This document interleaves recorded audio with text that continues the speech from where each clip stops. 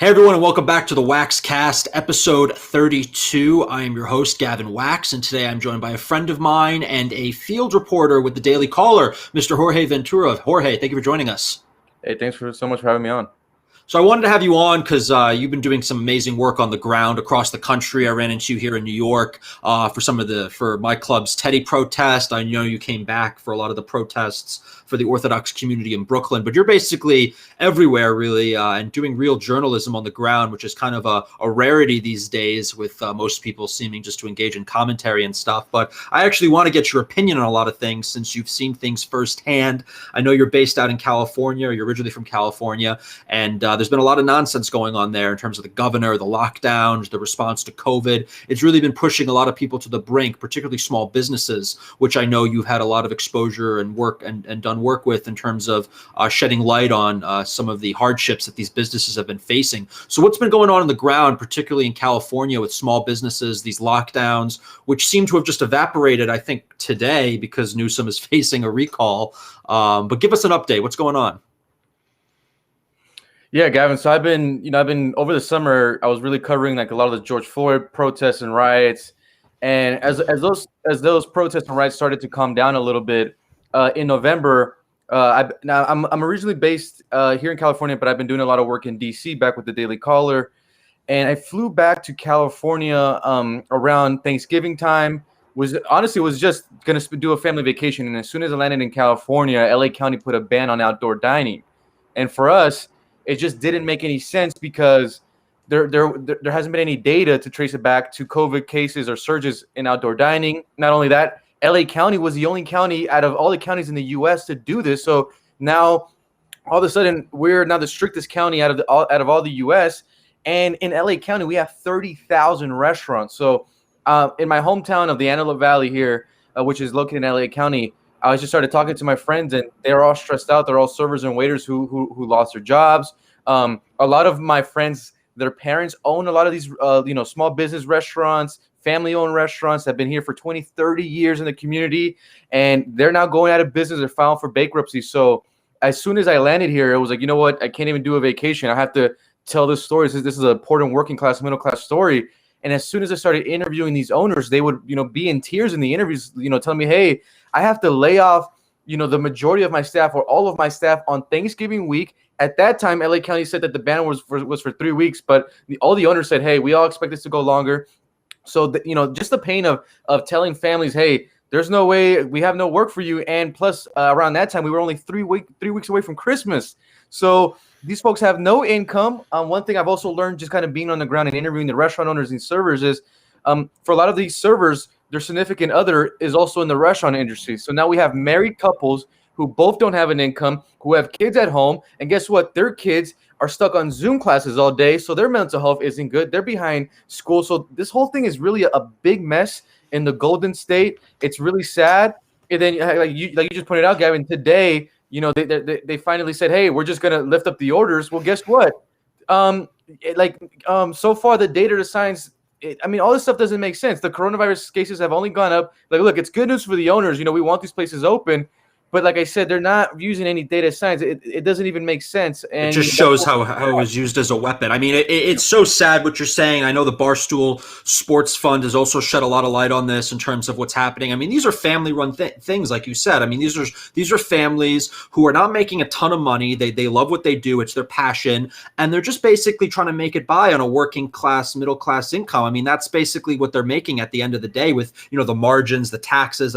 These restaurants, this is a cutthroat industry, especially in LA or especially in New York, where these are really competitive markets. And, I was working in restaurants from like 14 to like I graduated, and everyone I worked with, like you said, many times the husband or the wife work in the restaurant, the kids work in the restaurant. These are not big companies. These are not big industries. They can't afford this kind of lockdown. And they've done everything they could. They've bent over backwards, putting up, the plexiglass, doing all these crazy things just to be able to work around the rules, and they still get no peace. And the only thing that's crazy, which is so stupid, honestly, in New York, it's freezing, but we have outdoor dining, but it's impossible to go out and eat because it's freezing.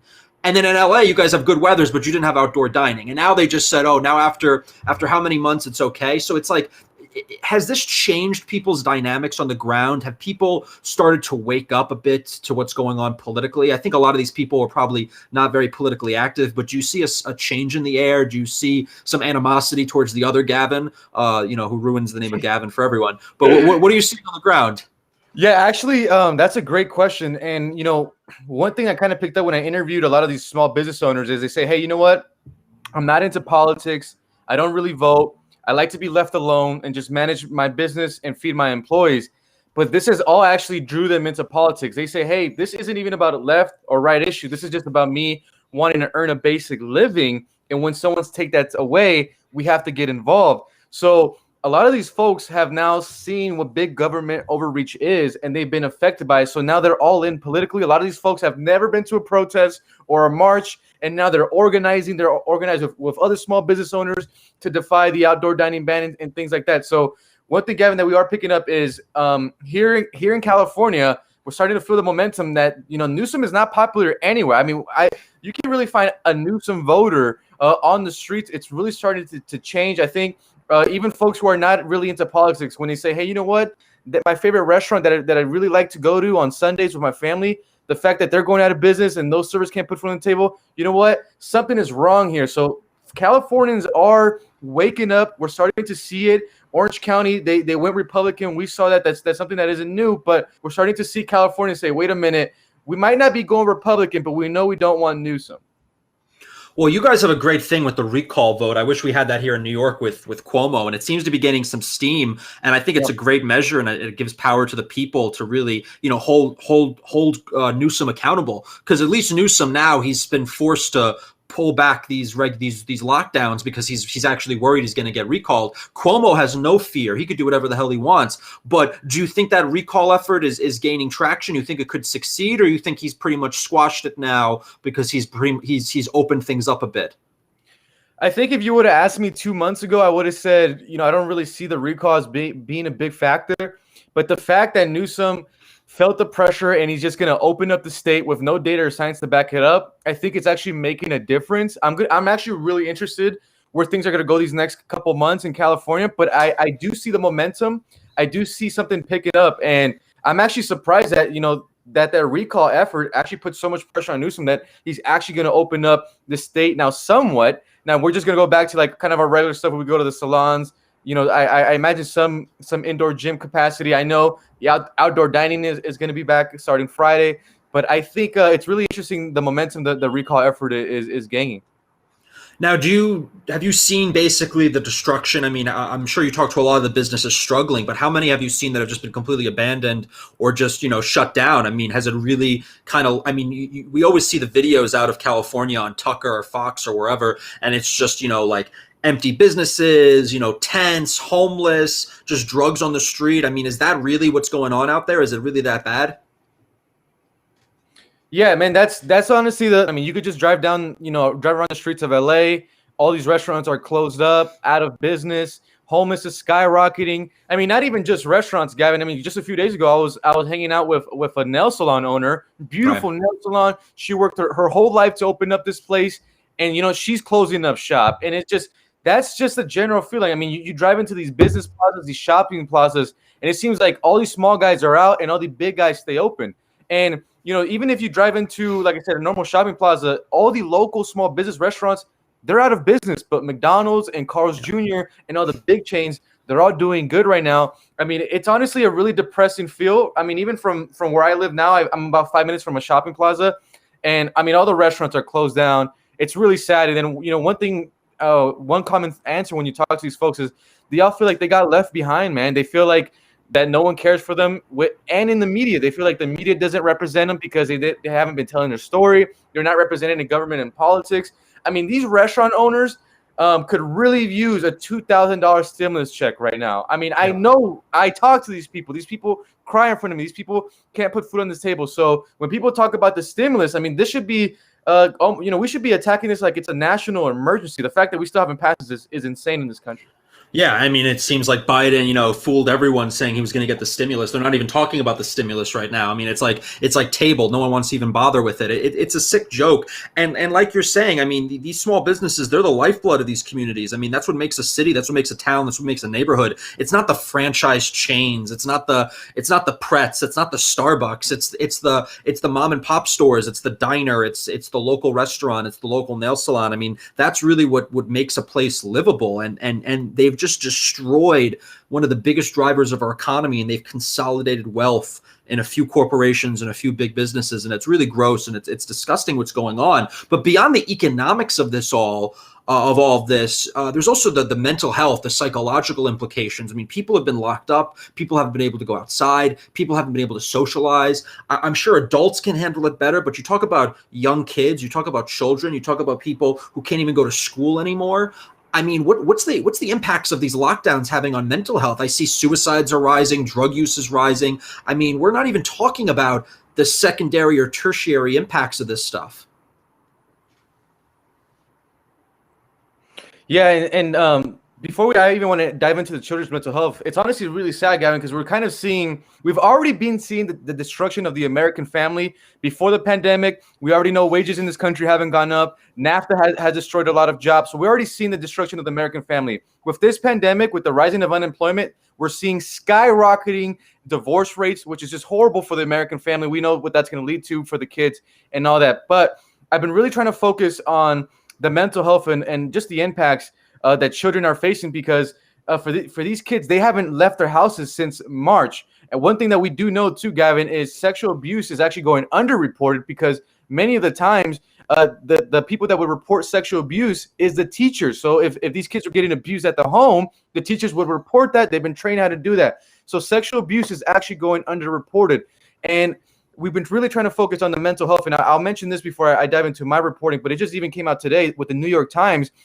In Clark County, Las Vegas, this school district in Vegas is forced to open up because of the suicide rates are skyrocketing. They said they had 18 suicides in the past month. That is the reason why they're reopening the schools. That's actually really sad that we got to that moment. For folks who don't know, Chicago was supposed to be back in person today, but the teachers union over the weekend voted to stay remote. So just had to get that out the way. But Gavin, I was in Vancouver, Washington.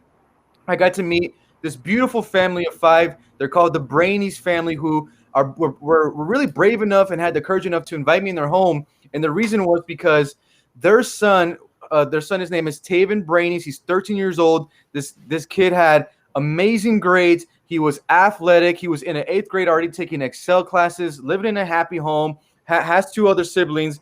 And it was just a great American family. You know, they're just living their life. You know, the pandemic hits, school closures happen.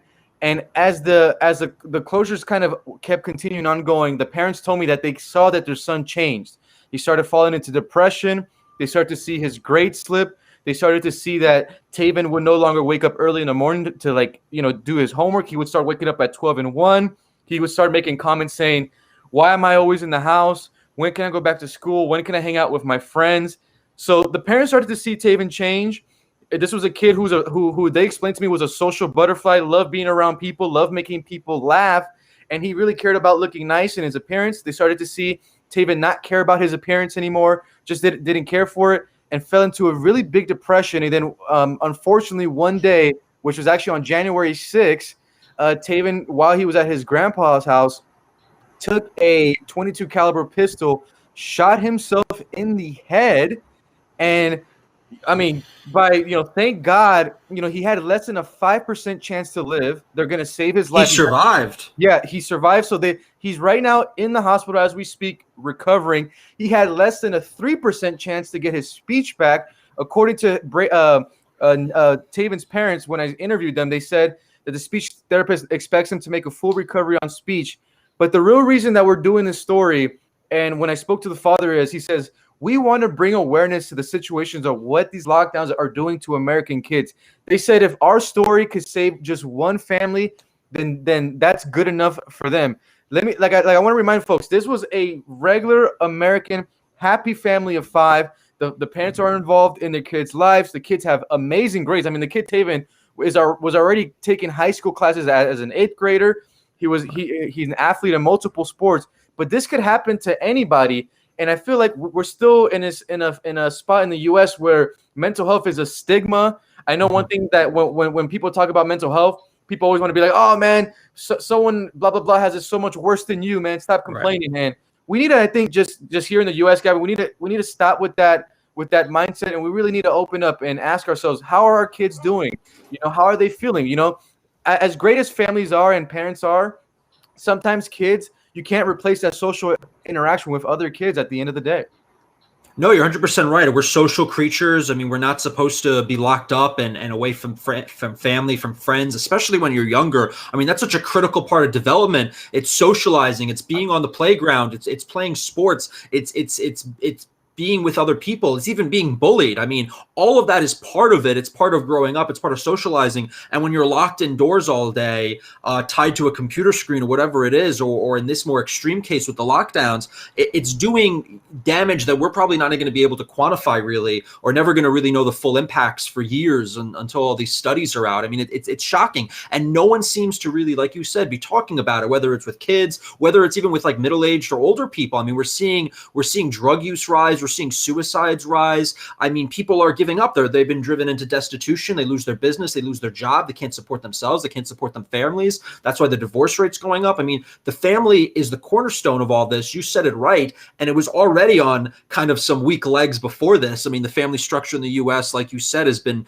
kind of hit hard by a lot of different policies and a lot of different developments in the culture. And this is really just exacerbating that problem. It almost seems like all the things that people want to go away in order to consolidate power, small businesses and the families, these lockdowns have conveniently destroyed. They've destroyed small businesses. They've destroyed, which means basically self-sufficiency. Because if you have your own business, you don't really answer to anyone except maybe your customers or whatever. I mean, you're way more of an independent free thinker. You're not working at a corporate office. You don't have to adhere to HR. You don't have to adhere to whatever woke policy or your corporate board puts out. You're your own person. Your family structure, that's your support network. That allows you to survive. That allows you to have backup. That gives you, the strength to keep on. If you take away those two things, you're making a society dependent on really just their corporations or the state. And that's what we're seeing. It's this consolidation of power, and it's sick. And the fact that Newsom and all these other governors and mayors were so quick to remove all these lockdowns the second it was politically convenient because Biden was in,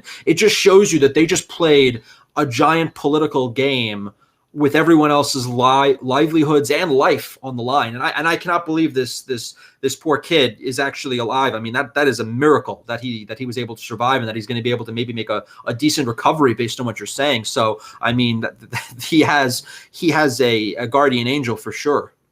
Yeah, and I want to really give a credit to his dad because it takes stories like this to really open up America. To say, hey, this is just the reality on the ground, folks. And like I was telling you, Gavin, this all ties in together. Could you imagine you working in the restaurant industry as a server? Your wife is a server. Now you both don't have jobs. You both don't have an income. You don't have a stimulus. You go back home. You have 2 or 3 kids. They're stuck on school all day. They're probably depressed. And then they're probably falling back as well. They're not even learning anything. This whole thing is destroyed. And then not only that, you can't go to church, so you can't be around community. You can't go to the gym. You can't do yoga. I mean, all of these things. It's really insane that we're letting it happen. And I mean, how you were mentioning, Governor Cuomo. This guy's writing a book. He's winning Emmy awards for something that we're still battling. People can't put food on the table, and this guy is doing book tours. So he's a sociopath. Yeah, he's a total sociopath. That guy there's something wrong with him. He does not live in reality. He doesn't care about his actions. And what pisses me off is so many people are so brainwashed thinking that he's done a good job because he goes out and he gives these monologues, he gives these long folksy monologues, and he acts like he knows what he's talking about. It's all contrived, it's all phony, it's all constructed. The dude stuffed the nursing homes, he's slowed the rollout of the vaccine, he's done every policy to make this the most damaging possible situation to happen to the state, and people just let him get away with it, and they just and they praise him for it. I mean, we talk about what he's doing, his ego, his book, but people eat it up. He still has decent approval ratings, and I'm hoping stories like what you just said and all the reporting you've been doing the last year, people can start to see what's really going on in this country and wake up, because people are getting lied to and they're being deceived. And I think people are they're just mildly getting crazy. Like I walk on the street, I have issues with neighbors, whoever. People are just like, they'll snap at you if your mask is on wrong. They'll snap at you if you're not like keeping social distance. Like people are just learning to hate other people, and they're becoming so miserable and so aggressive that they're taking it out on other people because they don't know what else to do, because they've just been locked up and told they have to be miserable to save other people. So it's put people in this crazy position where they're lashing out at random people. Yeah, and then one thing I took away too, Gavin, when I spent time with the Brady's family, they when I was interacting with them, they let me know that they said, "Hey, we want Taven to hang out with other kids and his friends, but the thing is, it's when we contact those parents freak out about COVID." Like, right. So now we have that issue where parents don't even know if they could open up to another parent and say, "Hey, can our kids hang out? Are you going to criticize me for not taking COVID seriously?" So now it's putting like parents against parents. It's really just a weird dynamic where our society is at this point. And I really feel bad for the Brady family, because where they are in Vancouver, Washington, it's relatively the same thing as California, where we are one of the more locked down states out of the whole country. I know New York could relate to this, but here in the West Coast, we've been a statewide lockdown since March. California was the first state to do a statewide ban. Then Oregon and Washington followed right away. So, for the Brady family, they want their kids to interact with other kids, but then it's a problem of, what do other parents think? Are they going to attack us? Are they going to demonize us just for wanting some social interaction? And I've heard stories from personal friends and things that family members have turned on other family members. They don't want people coming over. They don't want to see their children. They don't want to see their parents. It's like, it's insanity. It's like a mass psychosis. It's like, you don't want to see your own flesh and blood. You don't want to see your mother. You don't want to see your father. You don't want to see your kids because you're worried about this disease. I mean, have we ever had this before with bad flu seasons, which are comparable, or any other type of disease? I mean, it's ridiculous. And people are forgetting about, like you said, mental health, like you're saying, the social ramifications. Mental health is a huge issue. I mean, you look at the homeless population in New York, a large part of it, it's people who have mental health issues. I mean, I feel bad for some of them, but no one's taking care of them. They're just letting them loose onto the street, and then they end up committing crimes, hurting other people, hurting themselves. I mean, this is a problem that predated COVID. It's getting exacerbated by COVID. But I mean, we seem to have a lot of problems that are just bubbling, that have been bubbling under the surface, and 2020, and even already in 2021 have really blown up. I mean, you did reporting through one of the craziest years in our country's history, 2020. You were all over the place with the riots and everything. I mean, what is your sense of where this country's going? I mean, because you're on the ground, you're talking to people, you're seeing it, firsthand, whether it's the lockdowns in Vancouver, Washington, or it's riots and wherever, or it's protests in Brooklyn. I mean, where do you think the country's heading? Oh man, Gavin, I wish I had a good answer for you. I guess the way that I could kind of sum it up for my experience is, we are seeing our country taken over by these corporations. I don't know if we even have a democracy anymore, to be honest. We have just a corporate oligarchy that really just rules the American and middle working class. I always tell these folks, on the left and the right, we have way more in common than we think. At the end of the day, Gavin, normal Americans, and this is what I used to tell people, which here in California, which was the original Golden State. We still call it the Golden State. It's not Golden anymore. But in the 90s, Gavin, when I grew up, I was born in 1995. My father was an immigrant from El Salvador in a 6th grade education. We had a family of 5. He could work one job being a trucker. My mom could stay home. She could raise the 3 kids. We owned 2 our cars, and we would go on vacation every summer, and we owned a nice middle-class home. That is what everyone really just wants at the end of the day. And, we want affordable health care. That life is over, Gavin. Now the dad works 2 jobs. The mom is gone too. She's working as well. The kids are now staying home. And this whole life is over. So if you even have kids. Yeah. I was saying, so I don't want to sound so negative, but I don't know where our country's going. It seems like Walmart and Target and Twitter and big tech, they've all ruled over us. I mean, if you could silence the president, I mean, who really has power in this country? They also lobby all of our politicians like Uber and Amazon. They don't want any unions. So our workers are not protected. Wages keep falling. We're according to the news reports so far, we're going to bring in more immigration, which is going to drive down American wages. I mean, it just feels like big business is winning. And I don't, like I said, I don't want to sound so negative, but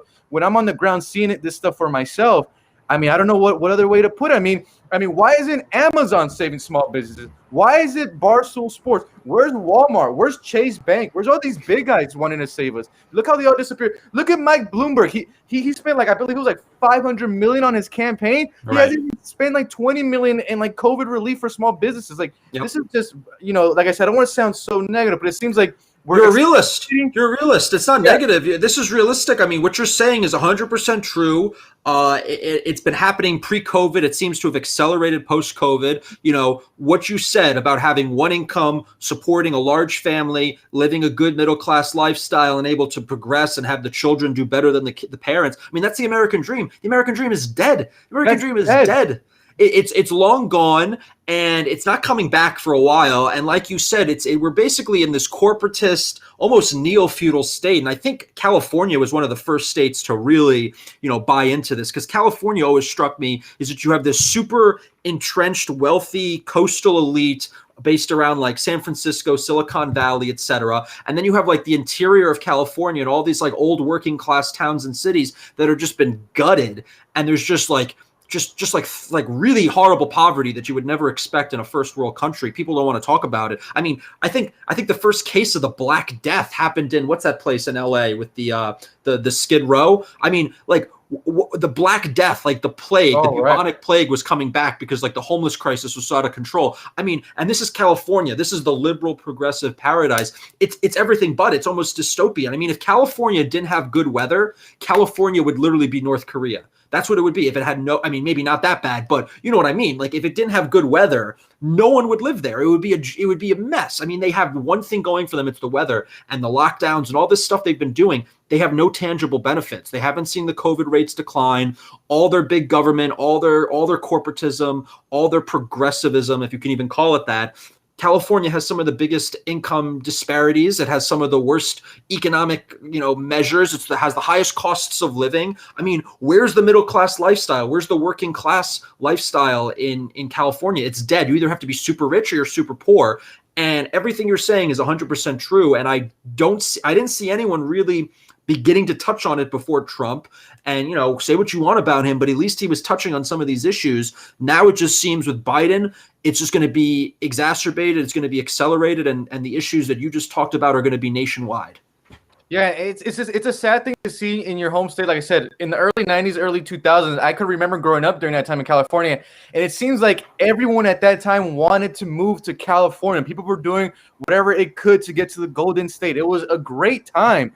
And now we're actually seeing the opposite, guy. Now everyone is going to Colorado, Texas, Florida. Even Silicon Valley and the tech jobs are fleeing to Florida. We're even losing. Or Austin. Everyone I know in tech from New York is in Austin. They're all moving to Austin. And that's the scary thing. That's a little bit that kind of pisses me off with some of the Republican states. It's like, okay, I get it. You want their jobs, you want their money, but you have to remember, like those big tech companies, they're coming there for the taxes, but they're going to influence your state. They're going to do things that are going to push it in the wrong direction. So like you have states like Georgia and all these other places. They did this massive film credit, these massive film subsidies because they wanted to get the film industry, and they bring like 100,000 people from Hollywood, and then the film industry, they bring all their values with them, and then they turn states like Georgia blue. So it's like, that's what pisses me off. But I do feel like the issue of people moving out of blue states like New York and California is kind of exaggerated, because I've seen some of the data, and some of these people, they end up voting Republican actually. And I know a lot of people that left New York and they're Republicans, or they're at least going to vote for Republicans. I feel like the same thing with California. So I don't think it's as bad of an issue as people make it out to be, because I think you'd have to be a certain kind of stupid to say leave LA and move to Dallas and be like, you know what, I need to vote exactly how I voted in LA because everything in LA was going so well for me. Let's bring it to Dallas. I mean, they exist, those people exist, but it's like a certain kind of stupid that I can't wrap my head around.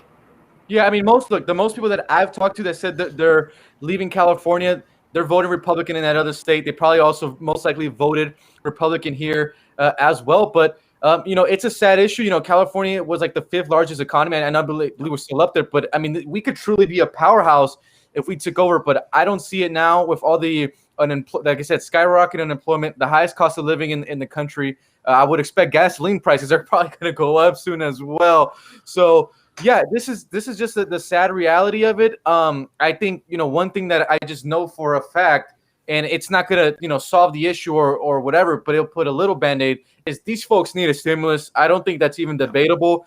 I still find it ridiculous. I think like Mitt Romney just did like an interview with CNN and was like, "Oh, I don't even, of course not. That would be too much, to borrow and stuff." But it's like when it comes to bailing everyone else out, it's no good. So look, he'll send money overseas. He has no problem, going back to his mansion and his elevator and flying his private jets and spending, billions overseas. He had no problem when he was, doing the consulting work, taking over companies and firing everyone and gutting them. But God forbid someone gets $1,000, $2,000 check. I mean, all of a sudden they're clutching their pearls. It's like, what are you guys talking about? We all see the budgets. The budgets are like trillions of dollars. They're just spending money left and right. And no one even knows where they're going. Where do all these billions and billions of dollars that we spend, it goes to nothing. It just gets wasted. And then you have this one time that you could just give money directly to the people. It makes a massive impact. They'll pay their rent. They'll be able to have some cash to spend and survive. It's the most direct response. Like, you can see the benefits like tomorrow, and they're all like, "Oh, we can't afford it."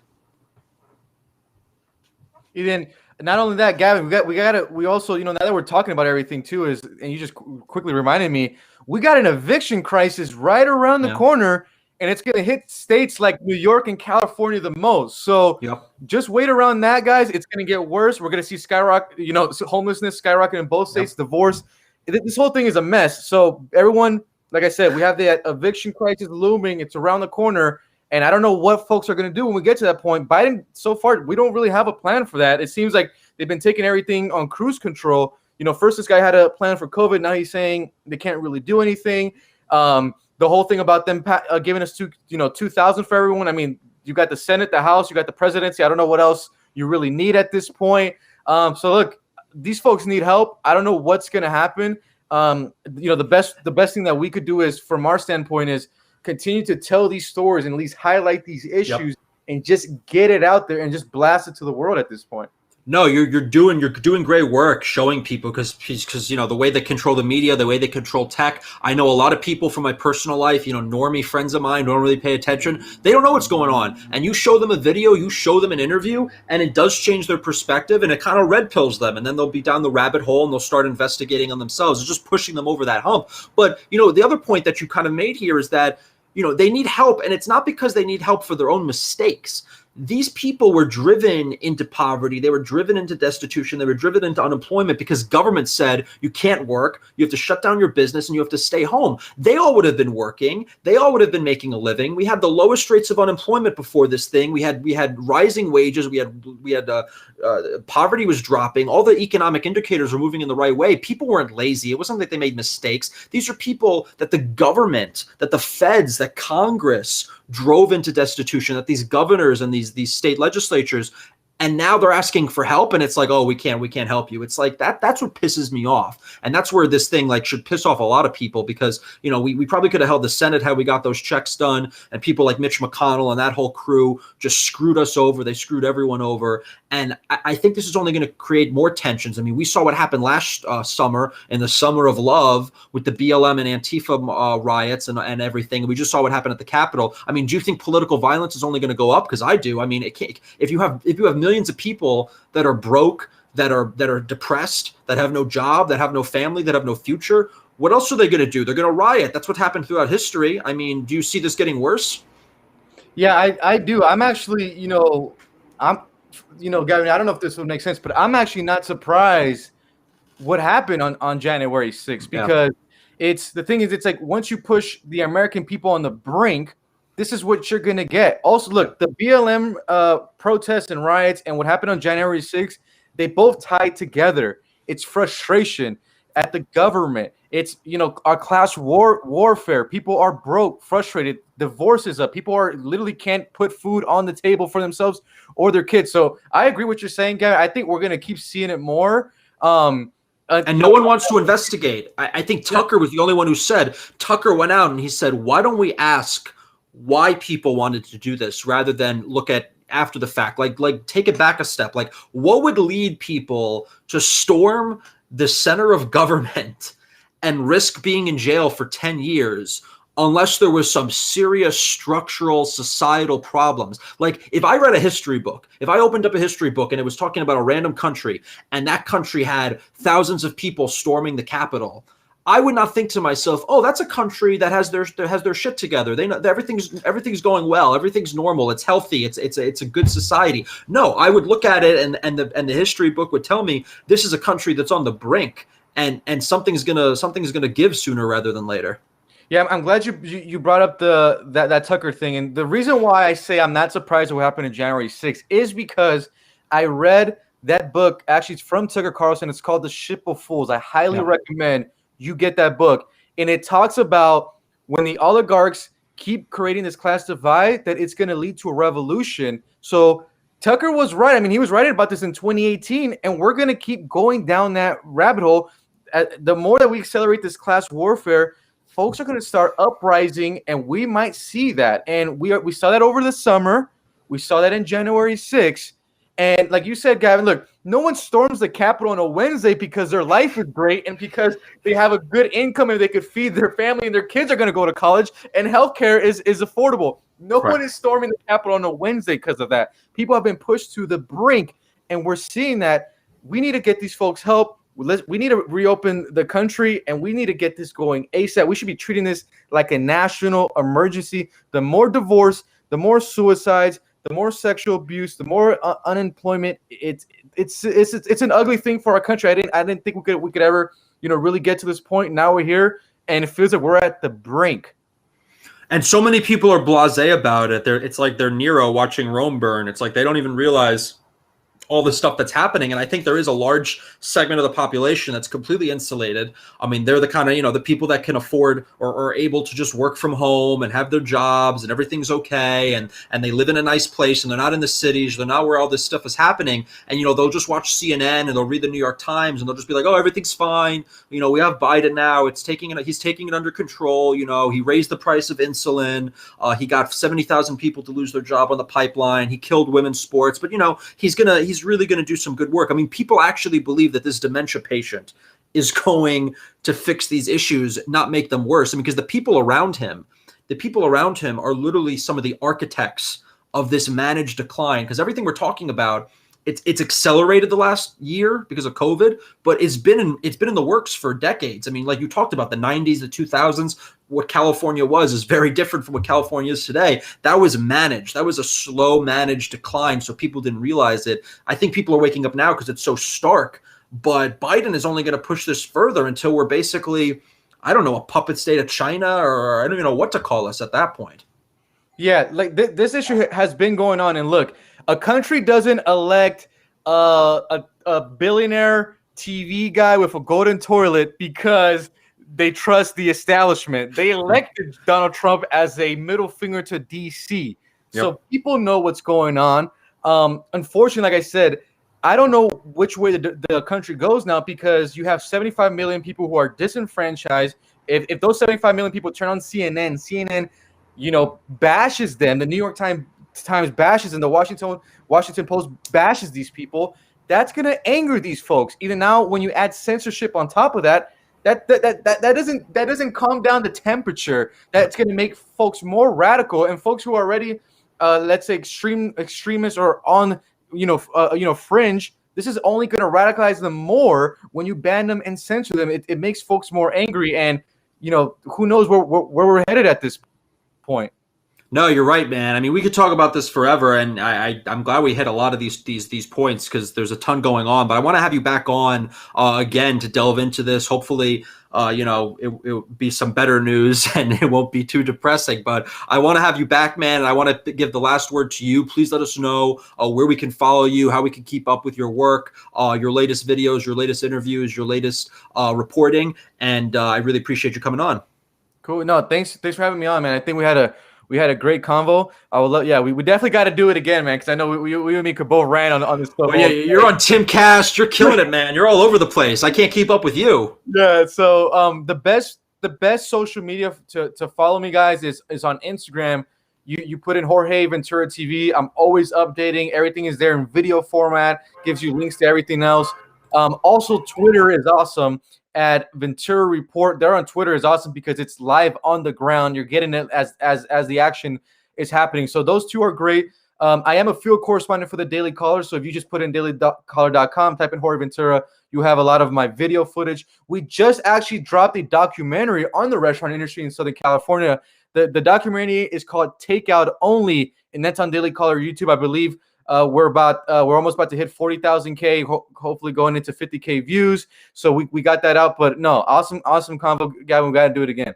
Yeah, no, man. If next time you're in New York, we'll do a screening of your documentary for the club. I'd love to have you. We'll take questions after. We'll do something, but we'll talk offline about that. But anyway, guys, thank you all for tuning in on the Waxcast. We'll have more episodes soon. If you're listening on iTunes or Apple Podcasts, don't forget to leave a 5-star review. Don't forget to subscribe on Google, Stitcher, Spotify, the whole shebang. And we will be back with more episodes coming to you shortly.